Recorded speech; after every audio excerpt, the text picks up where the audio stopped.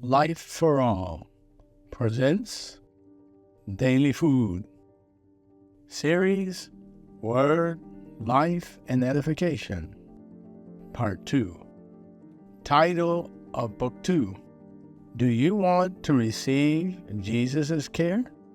By Pedro. Week 1. You are from beneath.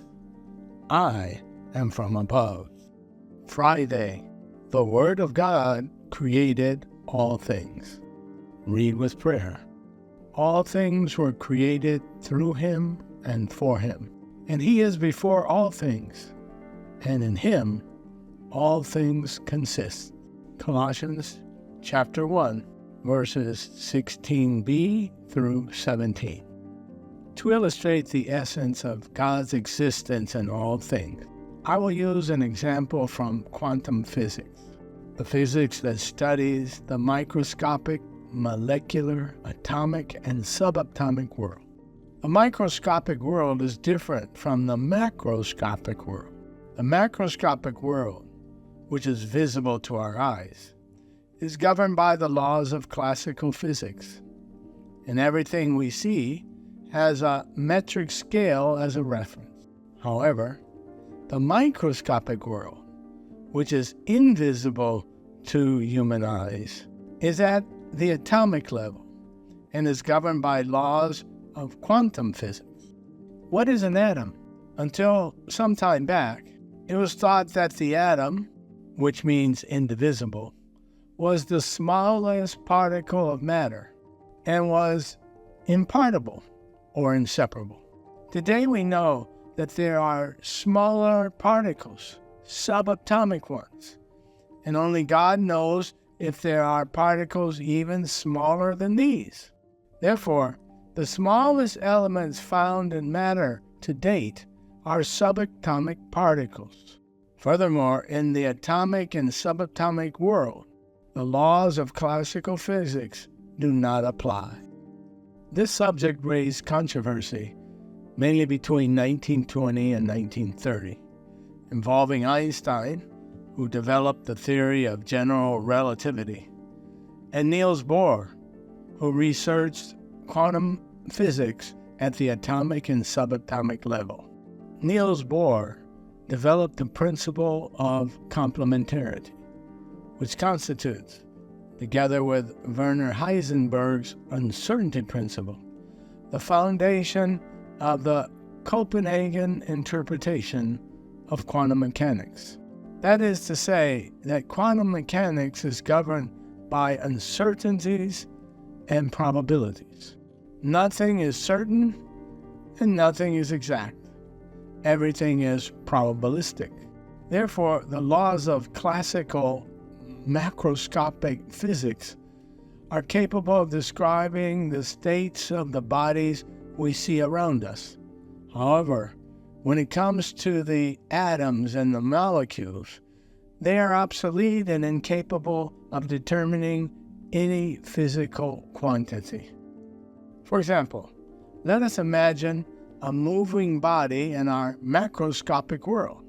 If we know its speed and where it will be in X amount of minutes, it will be easy to calculate the distance. This is classical physics. If it is an accelerating car, it will also be possible to make the calculation using classical physics, because it is possible to determine it using logical reasoning. However, when we get to the atomic and subatomic levels, nothing is logical anymore. In the subatomic world, there is the signature of God, because nothing is what it seems to be. Previously, electrons were thought to be particles. Today, however, it is considered that they are also waves and function like waves. Thus, we do not know for sure what it is and what it is not. It is impossible to determine where this particle or wave is, its speed, or where it will be in a given time. No one knows exactly how it works. Everything is probabilistic. Therefore, in the quantum world, the laws of physics are no longer deterministic. In other words, they cannot accurately predict physical phenomena. Measurements obtained in quantum systems are expressed as probabilities, and not because of the limitations of the device or because of the inability of the instrument technician. This happens due to the very nature of quantum physics. The phenomena in quantum physics cannot be determined logically, as they originate in the sphere of God. According to the Copenhagen interpretation, all quantum systems have a function that is a complex and virtual mathematical expression from which it is possible to extract all the information from these systems. The expected results that sometimes might be observed or might happen in a certain way will be mere probabilities. What we want to emphasize by mentioning this broad description of quantum mechanics is that God formed all things by His Word. This is confirmed in Hebrews chapter 11, verse 3. By faith, we understand that the worlds were framed by the Word of God, so that the things which are seen were not made of things which are visible. Furthermore, because Christ is the brightness of glory and the exact expression of His person, He upholds all things by the word of His power. Hebrews chapter 1, verse 3. Things exist the way they are because all the electrons in the atoms move ceaselessly through undeterminable orbits, and yet everything remains firm and sustained. We are made up of cells. The smallest particle of life is a cell that has millions and millions of atoms. How does all this work? Who provides the energy to make it all work? It is the Word of God. What sustains everything is the Word.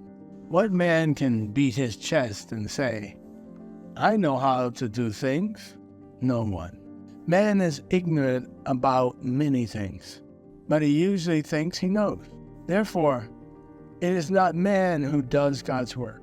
If man cannot fully understand the physical creation, how can he discern the new creation, the spiritual work? God is the one who accomplishes everything through His Word.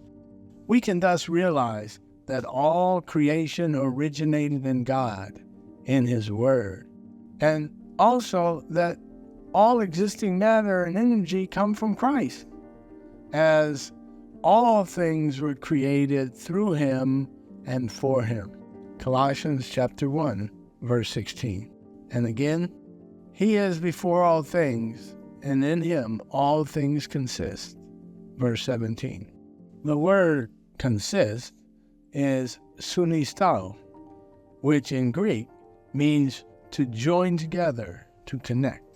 Christ is able to unite all things into a whole. For this to happen, He needs to be head over all things.